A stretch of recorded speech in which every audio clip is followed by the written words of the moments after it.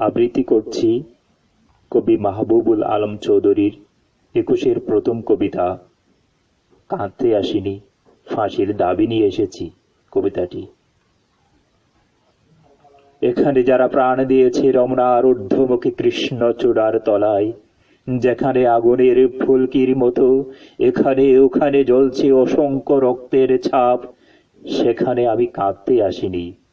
আজ আমি শোকে বিহ্বল নয়, আজ আমি ক্রোধে উন্মত্ত নয়, আজ আমি প্রতিজ্ঞায় অবিচল।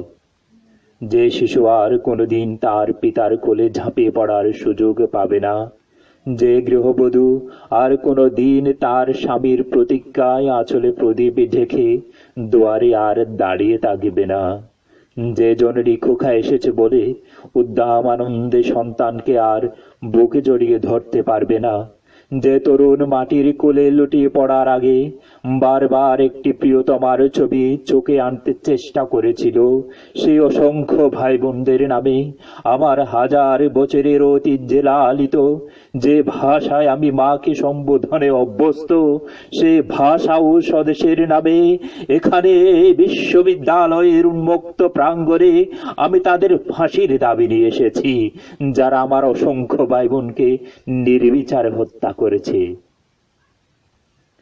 পুরো ৪০ জন কিংবা আরো বেশি যারা প্রাণ দিয়েছে ওখানে রমনার রৌদ্রদগ্ধ কৃষ্ণচূড়ার গাছের তলায়, ভাষার জন্য, মাতৃভাষার জন্য, বাংলার জন্য। যারা প্রাণ দিয়েছে ওখানে একটি দেশের মহান সংস্কৃতির মর্যাদার জন্য, আলাউলের ঐতিহ্য, রবীন্দ্রনাথ, কায়কোবাদ, নজরুলের সাহিত্য ও কবিতার জন্য। যারা প্রাণ দিয়েছে ওখানে পলাশপুরের মকবুল আহমদের পুঁথির জন্য, রমেশ শীলের গাথার জন্য, জসিমউদ্দিনের সুজন বাদিয়ার ঘাটের জন্য। যারা প্রাণ দিয়েছে ভাটিয়ালি, বাউল, কীর্তন, গজল, নজরুলের খাঁটি সোনার চেয়ে কাঠি আমার দেশের মাটি, এই দুটি লাইনের জন্য, দেশের মাটির জন্য।